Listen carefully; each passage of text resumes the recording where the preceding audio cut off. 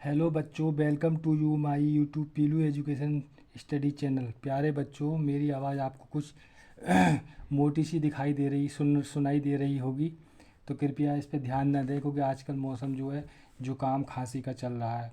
तो प्यारे बच्चों, इस वीडियो में हम आपको इंग्लिश का जो 2023 का पेपर है, 2023 का जो पेपर है उसमें जो है 27 नंबर पर जो 2023 में नया पेटेंट आया था हाई स्कूल का, उसमें 27 नंबर पर आता है क्वेश्चन मेंस। एक क्वेश्चन तो ये आता है 3 नंबर का, और दूसरे में और लगा हुआ आता है, और में लिखा होता है right 4 line any poem prescribed in your syllabus. यानी कि आप या तो ये करें या ये करें। तो 4 लाइन की कविता लिखना आसान है बच्चों, लेकिन ये 3 नंबर का क्वेश्चन पता नहीं कहाँ से आए, तो इसलिए आप 3 नंबर अपने 4 लाइन की कविता याद कर लो। अब आपको छोड़ना नहीं है कि पेपर में आप छोड़ कर चले आओ, तो आपके देखो 3-3 4-4 नंबर से ही नंबर जो है पक्के होते हैं। आप जो है छोड़ के मत आओ क्वेश्चन, इसकी जगह 4 लाइन की कविता याद कर लो। 100% कविता आएगी ही आएगी, यानी पोयम लिखने को आती है। और ये कह रहा है कि इन योर सिलेबस, यानी कि वो कविता लिखो जो इस पेपर में नहीं आए।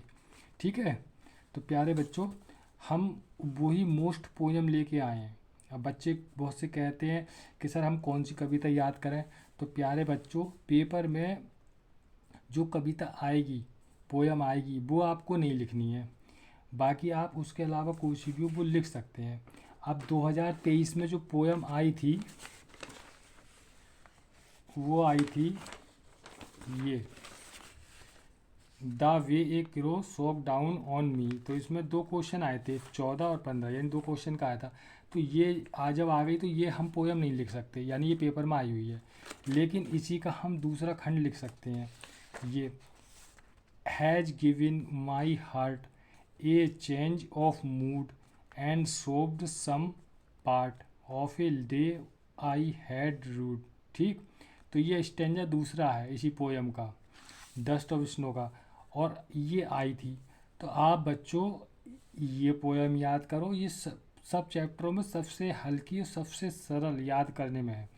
तो आप 4 लाइन की एक तो ये याद करो, the way a crow shook down on me the dust of snow from a hemlock tree.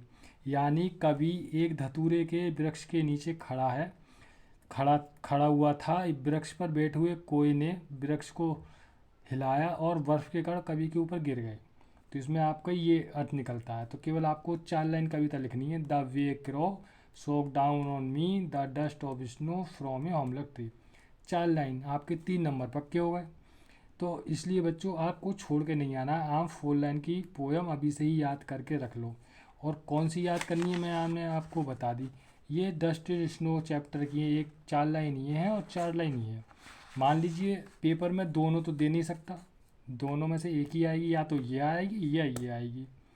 तो इसलिए बच्चों अगर ये आ जाती है तो आप ये करो, और अगर ये आ जाती है has given mine heart a change of mood and saved some part of a day I had rued, अगर ये आ जाती है तो आप ये कर आओ। आपके 3 नंबर जो है पक्के हो गए। तो आप ये और ये दोनों करो, जिससे कि आपके 3 नंबर पक्के हो जाएं। पेपर में अगर मान लो 2023 में ये आई थी, तो ये तो आ नहीं सकती अब, और आ भी सकती है, रिपीट भी हो सकती है, लेकिन दोनों नहीं आ सकती। तो दोनों में से आप जो है अगर एक आ जाती है तो दूसरी कर देना। तो आप इसी चैप्टर की यही करें, बाकी और जो है इनसे थोड़ी डिफ़िकल्ट है, लेकिन ये याद करने में आपको सरल है। तो आप ये 3 नंबर इस प्रकार से पक्के हो जाएंगे।